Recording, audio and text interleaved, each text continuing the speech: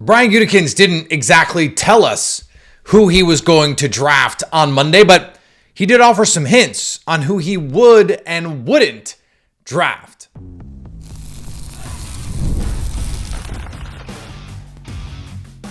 You are Locked On Packers, your daily Green Bay Packers podcast. Part of the Locked On Podcast Network, your team every day. You are Locked On Packers, part of the Locked On Podcast Network, your team every day. I'm Peter Bukowski, and I cover the Packers for The Leap, a newsletter I would love for you to subscribe to. Follow me on Twitter, Peter_Bukowski. Follow the podcast on Twitter, Locked On Packers. Like us on Facebook. Subscribe to the podcast to iTunes, Spotify, Google Podcasts. Wherever you find podcasts, you will find Locked On Packers, the #1 Packers podcast on the internet. And the show for fans who know what happened, they want to know why and how. Thanks to everyone who makes Locked On Packers their first listen every day. We hope you like starting your day with us as much as we like starting our day with you. Today's episode brought to you by our friends at FanDuel. Make every moment more. Right now, new customers get $150 in bonus bets guaranteed. That's $150 win or lose. Visit FanDuel.com/lockedon to get started. Brian Gutekunst made a couple things clear. And one of them is vital to the importance of the Packers' secondary. He reiterated that what he wants out of a safety is someone who can be interchangeable. Someone who can play the post, who can play deep half, who can play in the box, who can play in the slot. That last part is important because not only does it reinforce something we've been talking about for weeks, maybe months on this show, that Keyshawn Nixon is probably going to get a chance to play some safety and some unconventional looks. Some, hey, you're showing that you're playing in the slot, but actually you're bailing to play deep half, those kinds of things. That's coming. Xavier McKinney is, if you want proof of concept, I mean, this is the same press conference where Brian Gutekunst admitted to using top 30 visits as subterfuge in the past, currently, and likely in the future. But Xavier McKinney can play anywhere. Play him in the box, play him in the slot, play him as a lurk defender, play him as a robber, play him deep half, play him deep middle, whatever you want to do. Xavier McKinney can do it. For how many players in the draft is that true? How many players in the draft can do all of those things? And that we have some vague proof of concept that that's true. Cooper DeJean is one of those guys. Brian Gutekunst was asked outright, what do you think Cooper is? And he said, I think he can play both, meaning both safety and corner. Well, what the Packers want out of that safety position, if not someone who can play both safety and corner? There aren't that many guys in this draft who can say that. Cooper DeJean is one of them. For my money, certainly when it comes to, hey, I have confidence in their ability to come in and start relatively soon in this whole process. There are only two guys in this draft class that I would say, yeah, I feel confident that if a championship level team needed this player to come in and start at safety for the Packers, they would be ready to do it given all of the things that we think are going to be asked of that player. It's Cooper DeJean and it's Javon Bullard, the safety from Georgia. He is someone who we have talked about a lot on this show. And whether it's 41, whether it's 58, whether he sneaks into the first round, he profiles very similarly athletically to Darnell Savage. He's a little shorter, but he's thick. He's like 5'10 and change, 196. I think his best position is slot. But he did some nice things moving to a more deep safety role for Georgia last year. Played for the Bulldogs.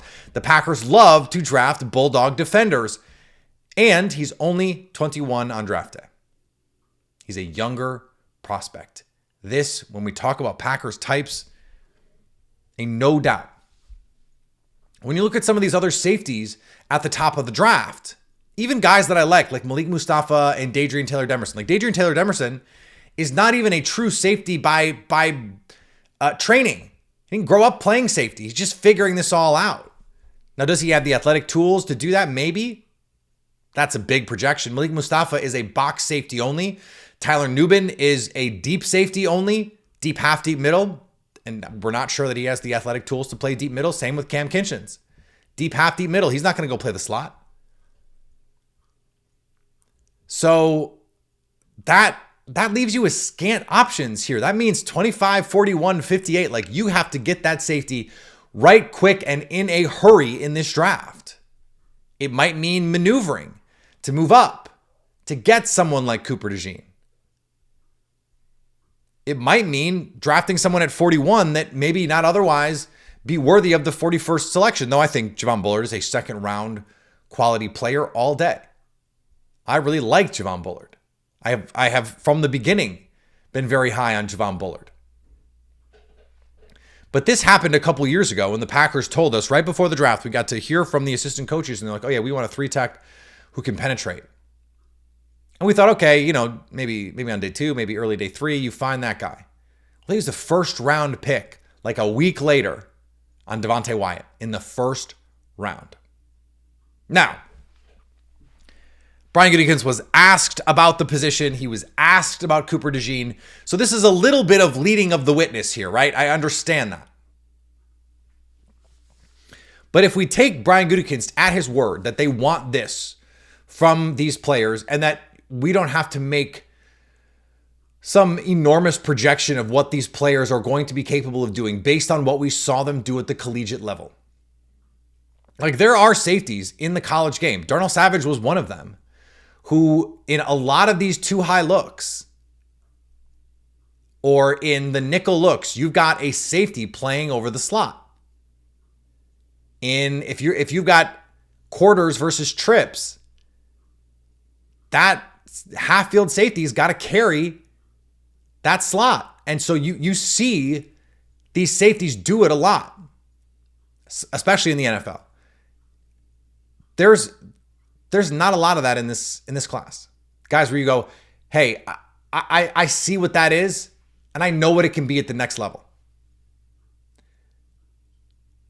That really points you in a direction of if the Packers want that, and we take them at their word that that's what, no, they may find that there's, it doesn't work out. Like, they just don't have the right players. Cooper DeJean goes off at 18. They weren't able to get the trade up to get to him. They're sitting there at 25 and they like an offensive lineman or like a pass rusher, or something else happens. Then they get to 41 and there's another player that they like. And then all of a sudden Javon Bullard goes off at the 49th pick and they get to 58 and they don't even have the chance to take two of these players that they would have really liked to have drafted. That happens. It happened in 2020 with their receivers, where they just didn't get the guys that they were looking for. And they just kind of punted on it. I don't think they'll punt on it. I think day 3, they will take 1, 2, maybe even 3 safeties. They just need the bodies at this point. But this is instructive for us as we try and project this. Given the consistency that we have heard from Brian Gutekunst on this matter, I think it is safe to say that we have to move up the priority list of guys that we would predict the Packers to draft. And remember, we just did the predictive mock yesterday. I predicted the Packers move up for Cooper DeJean. All this does, and maybe this is a little confirmation bias, I'll admit that. But to me, all this does is raise the likelihood the Packers draft someone like Cooper DeJean on Thursday night. Another little nugget related to something we have been talking about for weeks on this show from Brian Gutekunst that gives us some exclusionary parameters, some guys that the Packers are probably just not going to draft. We'll talk about them next on Locked On Packers. Today's episode brought to you by our friends at FanDuel. It's playoff time in the NBA and NHL. Baseball's in full swing, and FanDuel is your place to bet on every game. Right now, new customers get $150 in bonus bets guaranteed. Guaranteed. It's a beautiful thing to get a guarantee. That's $150 win or lose. Bet on everything from slap shots to home runs to slam dunks, all on an app that is safe, secure, and super easy to use. The Bucks, they had become underdogs in their series against the Pacers because Giannis was going to miss some time. And then guess what happened? They won game one in convincing fashion because Dame Lillard went off 35 points in the first half alone. There was some value to have extracted there. I was telling you. Grab that value. Bet on everything from slap shots to home runs to slam dunks, all on an app that is safe, secure, and super easy to use. What are you waiting for? Visit FanDuel.com/lockedon and make your first bet an automatic win. FanDuel, America's #1 sportsbook. And thanks to everyone who makes Locked On Packers their first listen every day. Listen, I've been told I'm a competitive person. You probably think that's true. And I do have a competitive side. My competitive side is a big fan of Monopoly Go. I'm sure you've heard of it, downloaded over 150 million times. It's a great twist on the original, the classic Monopoly, where you play on not one, but hundreds of Monopoly boards in crazy locations, building up amazing cities that bring you big money. But the best part, messing with your friends, you can charge them rent on iconic properties, just like classic Monopoly. But now you can also heist their vaults for riches for yourself. And the leaderboards show you who the biggest Monopoly tycoon is. It's not just my competitive side that love it. You can team up with friends and people all around the world in time tournaments to earn huge rewards. So get in on the game and join your friends. Download Monopoly Go now, free on the App Store or Google Play. And thanks to everyone who makes Locked On Packers their first listen every day. The Locked On NFL Mock Draft, available now. Find the ultimate 6-episode series on Locked On NFL Draft to hear who the local Locked On experts, that's me, are picking for every NFL franchise with live reactions from local college football experts and even the fantasy football angle. The Locked On NFL Mock Draft, available now on the Locked On NFL Draft or YouTube, wherever you get podcasts. On Monday, Brian Gutekunst was asked if you can be too tall, or what being tall or being big provides. That was the question. That was the question from Andy Herman, who I had texted to ask about height, weight. I texted Mike Clemens too, but he didn't have his phone. Now, Andy said he was going to ask the question anyway. Maybe you believe him, maybe you don't. Doesn't matter. He asked the question. It was a good question. He asked a couple good questions in the press conference. I regret to inform you. And this idea of height and weight, we talked about it with Ross Uglum on Friday. Can you be too tall? Can you be too heavy? And Brian Gutekunst started with this idea of like, look, we always like bigger, stronger, faster. But, and the but was big, and I don't mean Tyler Guyton's. The Packers prize positional versatility. And he was asked in an earlier question about why the Packers have been so good at drafting and developing offensive linemen. And he basically said Ted Thompson solidified the athletic profile that they look for and the prioritization of versatility, the ability to play multiple positions. And that essentially excludes guys like Amarius Mims, potentially Tyler Guyton, though I have in this cycle heard of some people say, hey, you could just move him to guard. A 6'7.5" guard would be pretty abnormal. It wouldn't be totally unheard of. This is probably, unless the Packers draft one of these guys, unless and until they draft someone who's 6'7" plus. And I pointed out, they did in 1996 with John Michaels. That was a long time ago, or 97, whatever it was. Exceptions are always the thing that proves the rule. Just because they do it doesn't mean that they would never, or they don't like to normally do it. Did that make sense? Just because they do it one time does not mean that their preference is to do it. It could still be the case that they prefer not to do it, but that guys just break the mold sometimes. And I think Tyler Guyton, frankly, is one of those guys who could break the mold. And if they take him at 25, I still won't be that surprised. But I think we have to take this information, at least for the moment, at face value and say, okay, 6'6" is probably the max that you're going to see from a Packers offensive tackle, and 320 is probably the max in terms of weight. Now, if they have the requisite movement skills, so someone like Kingsley Suamataia, who's 6'4.5", 326, Yeah, he's probably 5 to 10 pounds heavier than the Packers would normally like at tackle, but he has the straight line movement skills to play tackle. And worst case, he's a guard, not too tall, could slide right in. That, I think, continues to make him a good fit for the Packers. Someone like Jordan Morgan, same basic premise. Now, he's got shorter arms. I think he is probably a guard mostly for the Packers, a guard who can play tackle versus a tackle who could potentially, if he fails at tackle, play guard. Those are important distinctions here as well. And I think like the idea of Amarius Mims is all but done. That seems wildly unlikely to me. The idea of Patrick Paul, who is both bigger and bigger than the Packers generally like, it's all but done. It's interesting too. Patrick Paul, Kingsley Suamataia are guys that Daniel Jeremiah has in his like hundreds, whereas the consensus has them in the 40s. Now it only takes one team, but is that based on what Daniel Jeremiah thinks? Is that based on what the league thinks? Someone like Nate Tice, who was a scout in the league too, has Kingsley Suamataia as like a first round player, like a 20s kind of player. That's interesting. I think for the Packers, the fact that he could play tackle, could play guard, is a boon for them.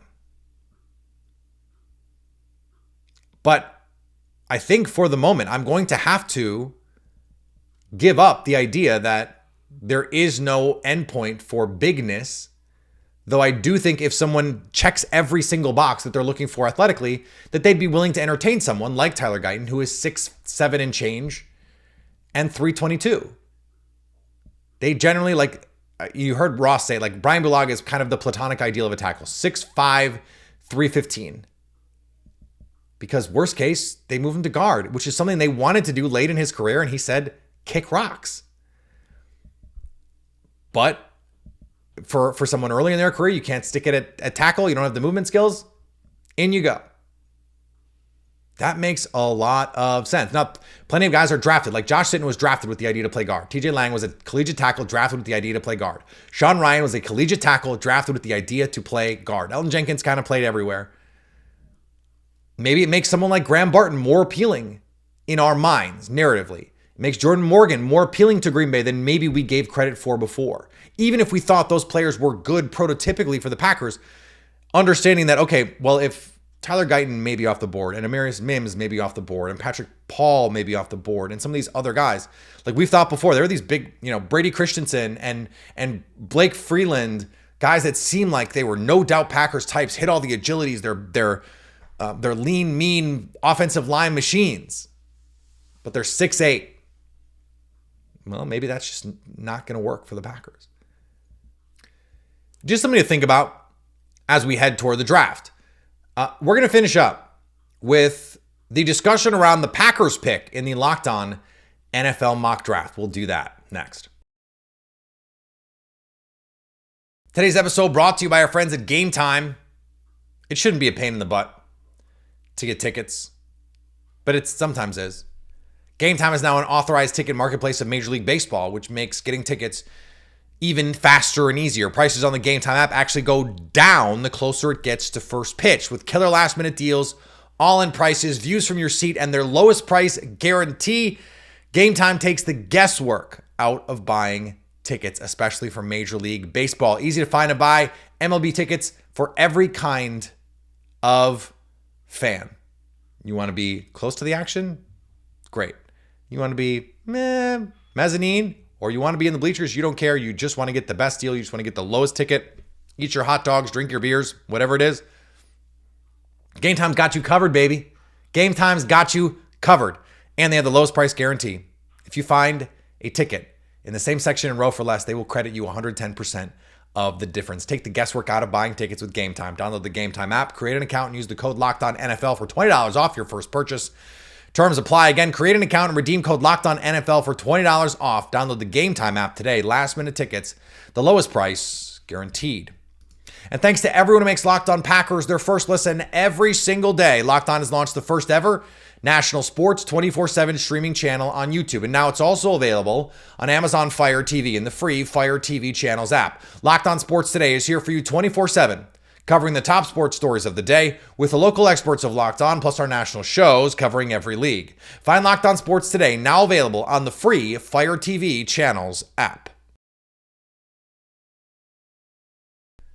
The Locked On NFL Mock Draft Special is available to you on YouTube, wherever you get podcasts. Locked On NFL Draft. Every pick in the first round, the hosts get to make the pick, and then our other hosts, Locked On NFL, Peacock and Williamson, our draft expert guys, Kyle Krabs and Joe Marino over on Locked On NFL Scouting, the team building gurus, they react. Who did the Packers pick? It's a name you know. Mock draft special. What do you get for a team like the Green Bay Packers here, Matt? There's a lot of good talent still on the board. I think some pretty clean first round type prospects available at this portion of the draft, which isn't always the case. Yeah, Graham Barton's come up a few times. I think he would fit in really, really well. I mean, he's their type of lineman. I think Cooper DeJean would be very helpful somewhere in the secondary, safety, slot, outside, opposite Jaire Alexander, whatever. But I do think there's one thing with this team that we can't ignore. And I had to double check this to see how far back it goes. But 2011, they drafted Derek Sherrard with the 32nd pick in the draft, a tackle out of Mississippi State. And every first round pick since that's not named Jordan Love has been on defense. That's interesting. I'll be kind of disappointed if they do go offense, right? I want them to keep the streak going, Matt. But Eric Sherrard that bad that they don't even want to go to that side of the football? They won the Super Bowl the year before, you know. But listen, I'll BP from my perspective. I like the cornerback position, them addressing that here. I go Kool-Aid McKinstry. You just talked about it, Matt. You talked about Jaire Alexander. If you throw Kool-Aid on the other side, I think he's immediately plug and play, press man guy. And I think that could be a fun tandem. And then also, I like putting young players in situations where they could learn from some of the veterans, right? And I feel good about Kool-Aid learning some of the tricks of the trade from a guy like Jaire Alexander, who's done it at a high level. Do you want someone more similar to Jaire Alexander? Do you want something completely different in Cooper DeJean, who's, I think a better zone corner, someone better with their eyes on the quarterback? But still a lot of directions the Green Bay Packers could go here. Do they keep the streak alive? Peter Bukowski is ready with the selection at pick 25 for the Green Bay Packers. With the 25th pick in the 2024 Locked On NFL Mock Draft, the Green Bay Packers select Cooper DeJean, defensive back, Iowa. And I said defensive back because can he play boundary corner? Yeah. Can he play in the slot? Sure he can. Could the Packers put him next to new free agent safety Xavier McKinney? Sure could. That's the beauty of this pick. That is the appeal of Cooper DeJean. He can play anywhere on this defense. If the Packers feel comfortable with Carrington Valentine and Eric Stokes at the boundary, hey, Coop, get ready to learn safety, buddy. And if Eric Stokes isn't back athletically post a slew of injuries, it's corner time. Carrington Valentine, 7th round pick, acquitted himself nicely last year, but you can never have too many corners, first of all. And second of all, Cooper is a first round talent, first round pedigree, playmaking, ball skills. The Packers do not have enough players in this secondary that can make plays on the football, that can take the ball away. Cooper DeJean, welcome to Green Bay. Cooper DeJean takes the ball away, got some return ability, maybe plays nickel, maybe could play safety. Do you draft a player, Matt, at pick 25 that you're not even sure where you're going to play him, and you're not even sure if he's a true outside corner? Because it sounds like Peter, as much as he likes Cooper DeJean, might not even be convinced himself that Cooper DeJean is a pure outside cornerback. No, and I'm not 100% either. I mean, if it was a cover 3 system or something like that where you could play off and just play downhill a little bit more, I'd feel more confident about it. Frankly, I don't know what Jeff Hafley's philosophy is. I mean, he was the head coach at BC, and then he was at Ohio State before that, so I don't really know his defensive track record. And that's on me. I'm sure I could figure that out without a whole lot of hesitation. But I like what Peter said here, though, that he does take the ball away. We now actually have some testing numbers for DeJean. That makes me feel a little bit better about him, and his testing was good. I mean, especially coming off an injury. So No I've been agility, a fan. no agilities. Good I already point, knew good he was point. going to jump high and run fast in a straight line. I wanted the agilities. I didn't get them. JC Latham didn't work out at all. I really wanted to see what those workouts look like. So the boxes were left unchecked with some of these players, and that might have been why they slept down to the 24-25 range. You you think about it from an aspect of leaving some things to imagination, right? That's just what you do as a prospect. That's sometimes what you do in life. I think Cooper DeJean is a great pick for them. A guy that like Matt kind of alluded to.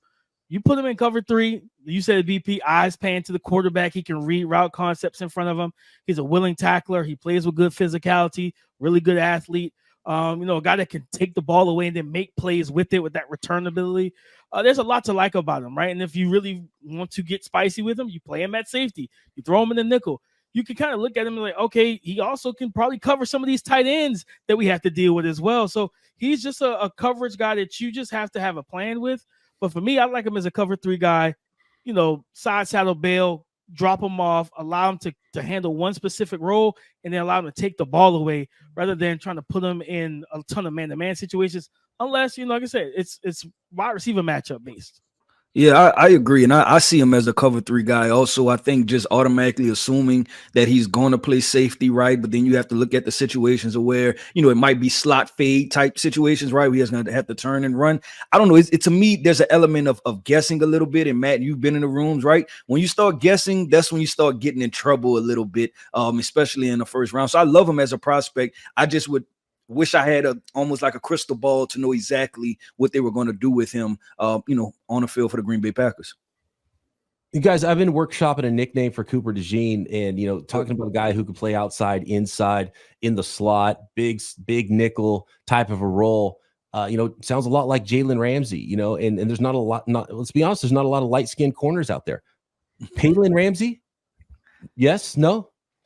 You've been workshopping that for a while. I think I'd go back to the workshop. It's not taking off, man. I don't know why. How long has this been? How long has this been rolled? At least a month, guys. At least a month. I can promise you. Guess what? BP, if you right, guess what? We get the roll list back, man, and you have your Hall of Fame moment right here. Good catch on any day now. Hey, it's gonna hit, and when it does, man, just remember. I'll be looking at your Twitter page in 3 years, and if this turns out to be correct, I'm expecting to see a clip of this right on Twitter.